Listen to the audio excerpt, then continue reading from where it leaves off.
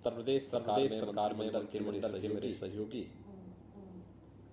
उच्च शिक्षा विभाग के मंत्री श्री योगेंद्र उपाध्याय जी, माध्यमिक शिक्षा के मंत्री श्रीमती देवी जी, बेसिक शिक्षा विभाग के मंत्री श्री संदीप सिंह जी, राज्य मंत्री उच्च शिक्षा श्रीमती रजनी तिवारी जी, प्रदेश के मुख्य सचिव Shri Manoj Kumar Singh ji, deputy high commissioner Australia his excellency mister Nick नेक्फ्रे, deputy vice chancellor Monash university professor Craig Jeffrey, deputy dean doctor Greg क्योसेक, minister counsellor education and research mister George थाइवोस, counsellor economic mister Clark, professor Manisha Priyam ji, Uttar Pradesh सरकार के उच्च शिक्षा के प्रमुख सचिव श्री MP अग्रवाल जी और गौतम बुद्ध विश्वविद्यालय के कुलपति प्रोफेसर राणा प्रताप सिंह जी,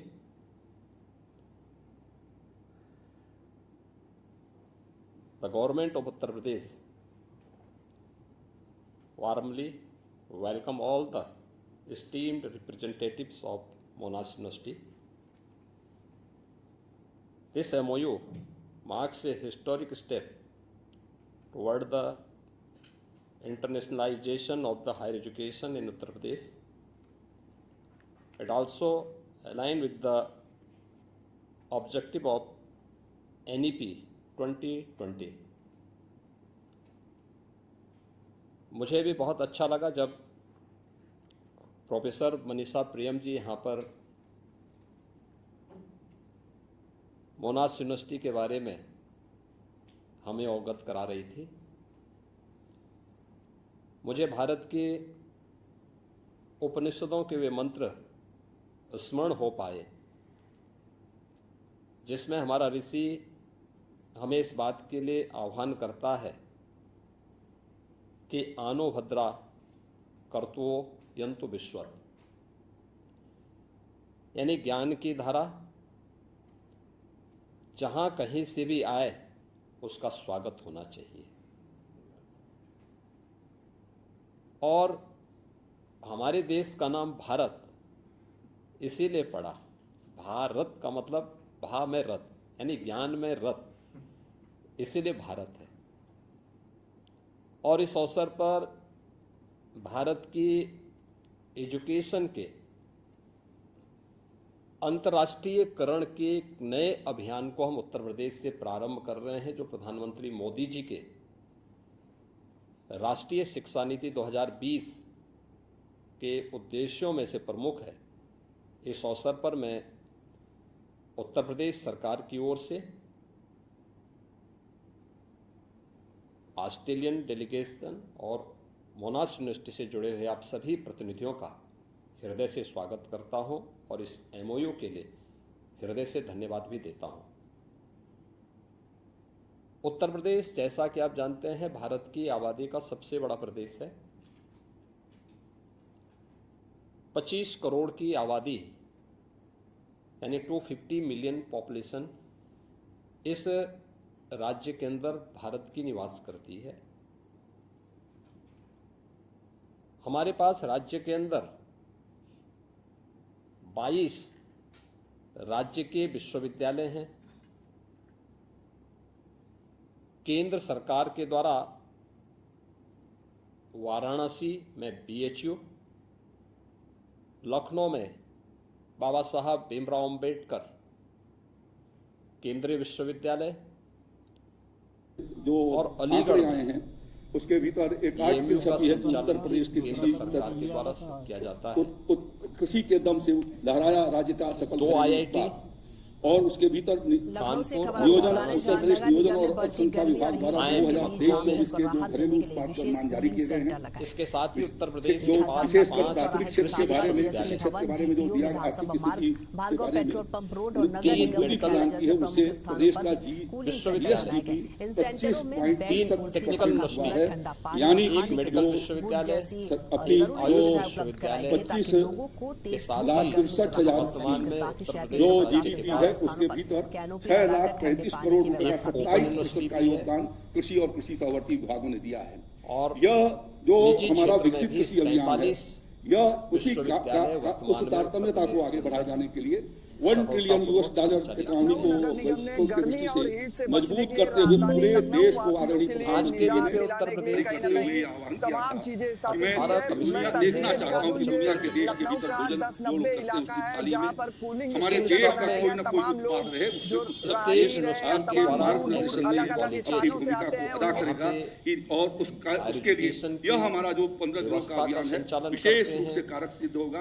और आपका आशीर्वाद के माध्यम से मेडिकल कॉलेज हर जनपद में मेडिकल की एजुकेशन और आरोग्यता के लक्ष्य को प्राप्त करने में अपना योगदान देते हैं। कृषि विश्वविद्यालय, कृषि विज्ञान केंद्रों के माध्यम से कृषि के क्षेत्र में नई तकनीक प्रदेश के अन्नदाता किसानों को प्राप्त हो सके, इसकी जानकारी वहां पर उपलब्ध करवाने में अपना योगदान देते हैं। प्रदेश के अंदर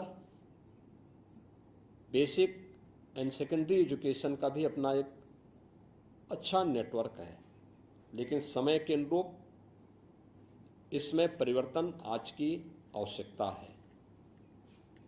और दुनिया में जहां कहीं अच्छा हो रहा है, यह नेशनल एजुकेशन पॉलिसी 2020 का उद्देश्य भी है। और इसी उद्देश्य को ध्यान में रखकर के प्रधानमंत्री मोदी जी ने देश के अंदर उस प्रकार का एक माहौल आने के बाद से देना प्रारंभ किया है। मुझे बताते हुए प्रसन्नता है कि इससे पहले उत्तर प्रदेश सरकार ने वेस्टर्न सिडनी यूनिवर्सिटी के साथ हम लोगों ने पहले से ही अपना MOU भी किया है और उनके साथ हमारे प्रदेश की हायर एजुकेशन से जुड़े हुए तमाम प्रोग्राम हम पहले से संचालित कर रहे हैं। और आज मोनाश यूनिवर्सिटी के साथ जो MOU हमारा साइन हुआ है, जिसमें यहाँ के छात्रों को वहाँ पर ले जाने की व्यवस्था या वहाँ के छात्रों का यहाँ पे आना, शिक्षकों के भी आदान प्रदान की व्यवस्था, कैपेसिटी बिल्डिंग और नए कोर्सेज के लिए मॉडर्न एज कोर्सेज के बारे में, या बहुत सारे ऐसे माध्यम हो सकते हैं जो शिक्षा के क्षेत्र में आमूलचूल परिवर्तन करने में सहायक हो सकते हैं। उस दिशा में आज ये MOU उत्तर प्रदेश की शिक्षा को उस स्तर पर आगे बढ़ाने में सहायक होगा जो किसी कालखंड में भारत शिक्षा के क्षेत्र में विश्व गुरु के रूप में जाना जाता था।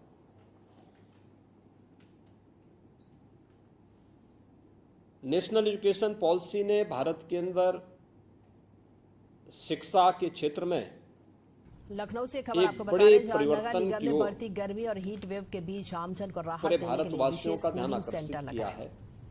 1090 चौराहे के साथ साथ GST भवन, ये पहली बार जो क्रांतिकारी कदम भारत के अंदर नगर निगम मुख्यालय जैसे प्रमुख उठाने का स्थानों पर प्रयास हुआ है। कूलिंग सेंटर बनाए गए। इन सेंटरों ये में ऐसे समय में हुआ है जब कूलर, ठंडा पानी और खाने के लिए गुड़ जैसी पूरी दुनिया उस समय सुविधाएं उपलब्ध कराई गई ताकि कोविड-19 लोगों को तेज धूप और के गर्मी से सामने राहत मिल पस्त सके। थी। इसके साथ ही शहर के 150 से ज्यादा स्थानों पर कैनोपी लगाकर प्रधानमंत्री मोदी जी के नेतृत्व में इसका बेहतरीन प्रबंधन, कोविड-19 के बेहतरीन प्रबंधन के साथ ही हमने अपनी नेशनल एजुकेशन पॉलिसी 2020 को देश के अंदर लागू किया। ने गर्मी और हीट से बचने इसमें के जो लिए राजधानी बेहतरीन लखनऊ वासियों व्यवस्था के लिए देने का निजात प्रयास दिलाने हुआ के लिए है, कहीं न कहीं तमाम चीजें इसमें स्थापित की खासतौर है। पर मैं तस्वीरें दिखा दूं, हमने ये लखनऊ का प्रदेश 10-90 देश इलाका के है अंदर जहाँ पर कूलिंग स्टेशन जो बनाया गया। व्यवस्था तमाम लोग जो इस राहगीर है या तमाम दूर के दूर अलग अंतर्गत अलग लागू स्थानों करने से का आते हैं, प्रयास उनके किया लिए है। लखनऊ नगर निगम मुझे की तरफ लगता से है कि बाकायदा यह आज व्यवस्था की की गई है। यहाँ पर पानी पीने भारत की की व्यवस्था है, आवश्यकता थी कूलिंग की और व्यवस्था इसमें है। खास तौर हम पर सीधे अंदर ले चलते हैं, दिखाते हैं यहाँ पर किस तरह से क्या कुछ मल्टीडिसिप्लिनरी व्यवस्थाएं रखी गई है। एजुकेशन, देखिए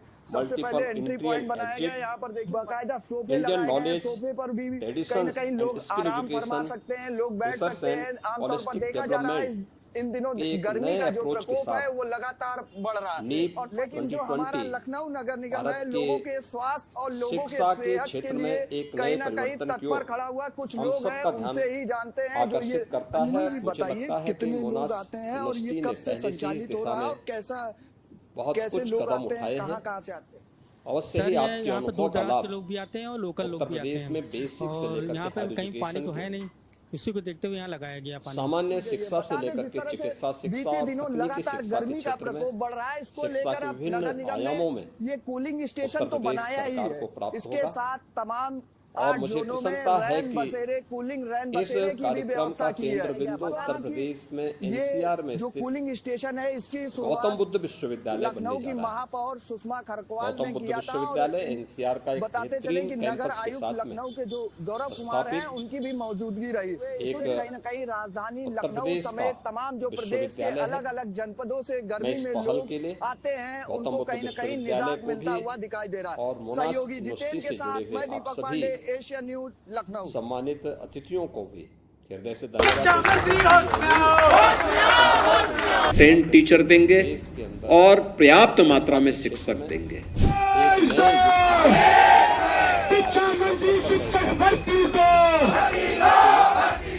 कुछ भी नहीं कर रहे हैं सर। इन लोग हाई कोर्ट का भी बात नहीं मान रहे हैं। अपनी कही बात 1,93,000 इन लोगों ने बोला कि हम मार्च तक फाइनल कर देंगे। अपनी ही बात पे पलट गए सर। अपनी ही बात पे 2 घंटे में कोई पलटता है? आप बताइए।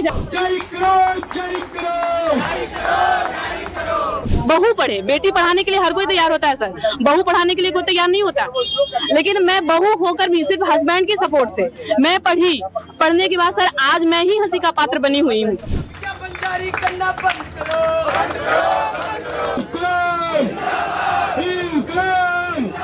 ये वो लोग हैं जो कुछ दिनों पहले खुश थे कि 7 साल बाद सरकार ने इनकी सुध ली, लेकिन इनकी खुशी की उम्र चंद घंटों की थी। उसके बाद वो इश्तिहारी फरमान डिलीट कर दिया गया।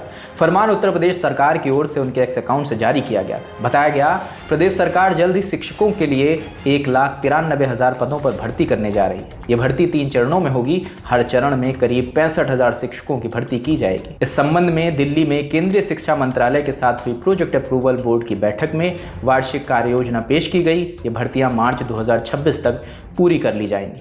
ये पोस्ट 21 मई की सुबह 9 बजे उत्तर प्रदेश सरकार के आधिकारिक एक्स हैंडल से किया गया। पोस्ट देखते ही लोगों ने सोशल मीडिया पर से शेयर करना शुरू कर दिया। मीडिया चैनलों को भी हेडलाइन मिल गई थी, लेकिन 1 बजते बजते पोस्ट डिलीट हो गया। मीडिया रिपोर्ट्स के मुताबिक सरकार के प्रवक्ता ने बताया कि गलती से ये जानकारी पोस्ट कर दी गई थी।